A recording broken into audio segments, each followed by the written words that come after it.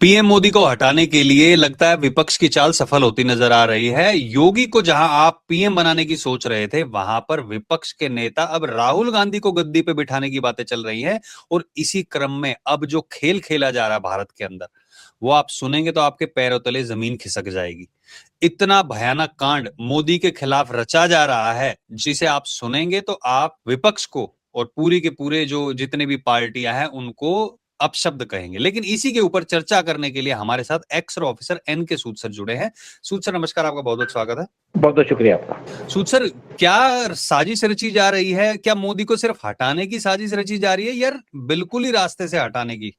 देखिए, बिल्कुल तरीके से क्या है कि जो देश के दुश्मन है वो मोदी के पीछे लगे हुए हैं। आपको याद होगा जब मोदी एससीओ की समिट अटेंड करने गए थे चाइना के अंदर, तो उनको मारने की कोशिश की गई थी बांग्लादेश से, डीप स्टेट के द्वारा। फिर एक बार आपको ये भी याद होगा जब पंजाब में गए थे तो पीएम मोदी को पुल पे रोक दिया गया था और वहां पे भी पीएम मोदी को मारने की कोशिश की गई थी। फिर एक बार आपको रिसेंटली होगा बेंगलोर गए थे तो वहां पे यहाँ पे जल सिक्स मिली थी उनके रास्ते के अंदर, आधा घंटा पहले वो निकाल दी गई। तो पीएम मोदी को मारने की कोशिश और पीएम मोदी को रास्ते से हटाने की कोशिश की जा रही है, क्योंकि जो अपोजिशन की पार्टी है वो वैसे तो पीएम मोदी को हरा नहीं पा रही, तो इसलिए किसी न किसी तरीके से कुछ साजिश रची जाती है। एक आपको ये भी याद होगा कि एक अमेरिकन पकड़ा गया था जो यहाँ से म्यांमार चला गया था। म्यांमार के साथ वहां पे उसके साथ 8 और आदमी थे जो यूक्रेनियन थे, उनको अरेस्ट कर लिया गया जब वापस आए। तो वो भी एक प्लान थी इंडिया को डिस्टर्ब करने की, मोदी को मारने की या इंडिया को बांटने की या तोड़ने की। जिस तरीके से वेस्ट बंगाल के अंदर ममता को हटाया गया, वहां पे भी एक यूएस की साजिश थी, जिससे ट्रंप और यूएस त्रस्त हो चुके हैं। फिर एक और बात चल रही है कि बांग्लादेश के अंदर उनकी आर्मी के बटालियन को ड्रोन की ट्रेनिंग दी जा रही है ताकि वहां पे इंडिया पे अटैक किया जाए। और एक दूसरी तरफ एक बहुत बड़ी खबर आई थी कि पाकिस्तान के थ्रू इंडिया पे ड्रोन अटैक करने की प्लान की जा रही है। अमित शाह की स्टेटमेंट आई थी कि हम पूरे दिल्ली को सेफ गार्ड करेंगे, यहाँ पे एंटी ड्रोन सिस्टम लगाएंगे ताकि बड़ी बिल्डिंगों पे और इंपॉर्टेंट जगह पे ड्रोन अटैक ना हो पाए। दिल्ली के अंदर जितने कैमरे लगे हैं उसकी लाइव कवरेज जाती है पाकिस्तान के अंदर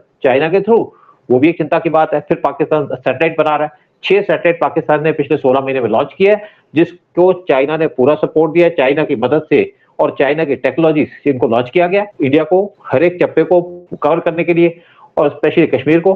तो यहाँ पे साजिश चल रही है। फिर दिल्ली के अंदर भी साजिश चल रही है, जिस तरीके से यहाँ पे कॉकरोच पार्टी को दिल्ली के जंतर मंतर बिठा दिया गया और यहाँ पे बहुत बड़ी प्लानिंग थी। ये शाहीन बाग बनाने की कोशिश की जा रही थी कि यहाँ पे शाहीन बाग बन जाएगा तो यहाँ पे मोदी को हटा करके डिस्टर्ब करके यहाँ पे दंगे कर दिए जाएंगे और मोदी को गद्दी से हटा दिया जाएगा। उस पे भी मोदी और अमित शाह ने बहुत बड़े एक्शन लेने शुरू कर दिए। एफसीआरए का भी बताया गया था कि 2000 से भी ज्यादा जो एनजीओ थे, ऐसे जो फंडिंग आती थी, उसके जरिए भी भारत में दंगे करवाने की साजिशें थी। देखिए, एक्चुअली क्या है कि अगर फंडिंग आती है तो कोई दिक्कत नहीं है, लेकिन फंडिंग किस काम के लिए आ रही है उसका तो पता होना चाहिए ना हमारी गवर्नमेंट को। अगर ये फंडिंग आ रही है छुप छुप तरीके से आ रही है, पैसा किसी पर्पज के लिए आ रहा है और यूज किसी और चीज के लिए किया जा रहा है, तो दिक्कत की तो बात है हमारे लिए।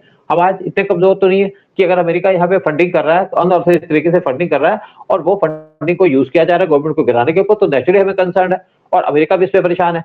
जब इनके फॉरेन सेक्रेटरी इंडिया के अंदर आए थे तो भी उनको ये दिक्कत थी कि इंडिया कैसे, इंडिया के अंदर हम फंडिंग दे रहे हैं, इंडिया क्यों रोकना चाहता है। लेकिन आज हमारी गवर्नमेंट, स्पेशली अमित शाह की बात करूंगा, पीएम मोदी किसी की नहीं सुनते। देश की सुरक्षा अहम है उनके लिए और ये जो फंडिंग आती है बहुत से एनजीओ के थ्रू आती है और वो पैसा मिसयूज किया जाता है इंडिया को डिस्टेबलाइज करने के लिए या ड्रोन अटैक करने के लिए इंपॉर्टेंट लीडर्स के ऊपर। तो इस एफसीआरआई ला करके अमित शाह ने पूरे तरीके से इंडिया को मजबूत कर दिया है, चाहे अमेरिका हो चाहे कोई हो।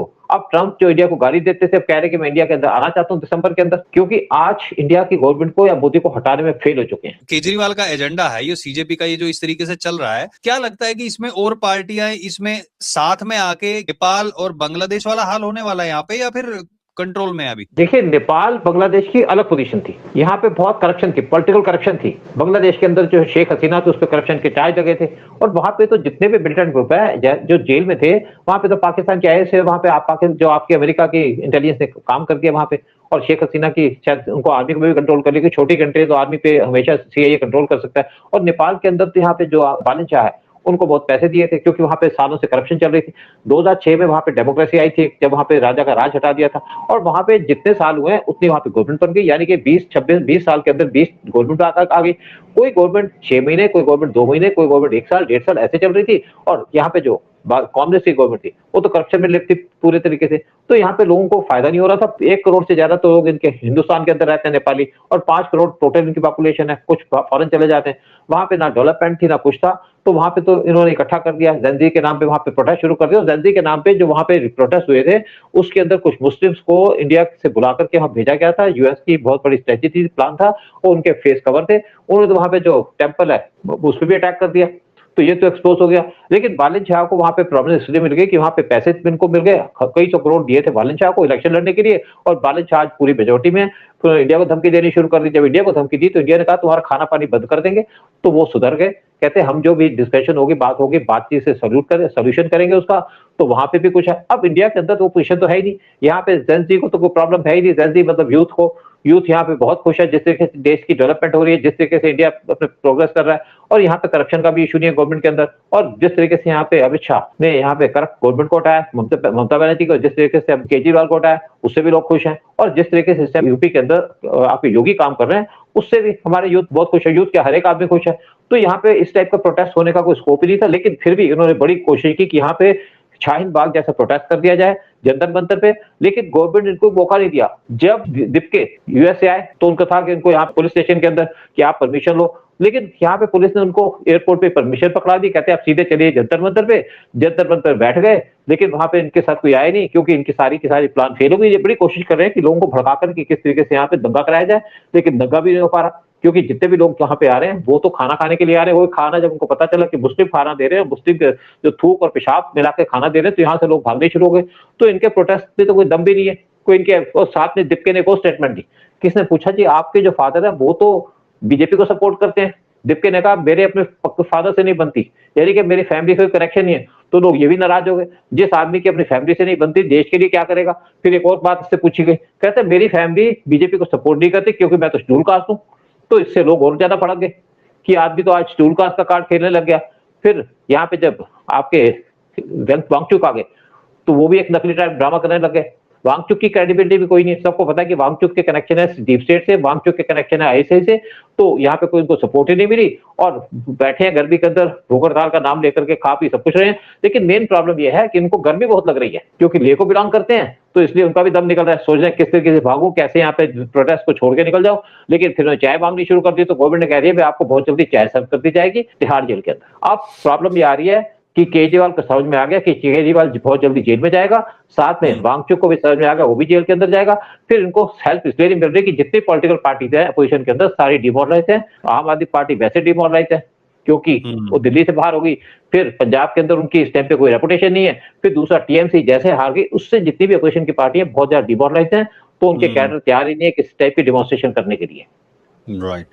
तो मतलब कोशिशें की जा रही हैं, लेकिन डीमोरलाइज हैं, इस वजह से अभी आगे कुछ नहीं हो पा रहा है। और पीएम मोदी की जान को जो खतरा पहुंचाने की कोशिश की जा रही है, फिलहाल वो अभी कंट्रोल में नजर आ रही है, लेकिन हाँ खतरा बना हुआ है। और जितने लोग भी देख रहे हैं उनसे पूछना चाहेंगे, क्या आपको लगता है कि कॉकरोच जनता पार्टी का जो प्रोटेस्ट हो रहा है, क्या ये जेन्युइन है? क्या इसको सपोर्ट करना चाहिए? और जो इसमें लोग शामिल हो रहे हैं, क्या आप उनको सपोर्ट करते हैं, नहीं करते? और इस वीडियो को लाइक और शेयर जरूर करें। जो पहली बार देख रहे हैं हमारे चैनल को सब्सक्राइब करें और पेज को फॉलो करें। बहुत बहुत धन्यवाद सूचर आपका आने के लिए। जय हिंद। बहुत शुक्रिया। जय हिंद, जय भारत।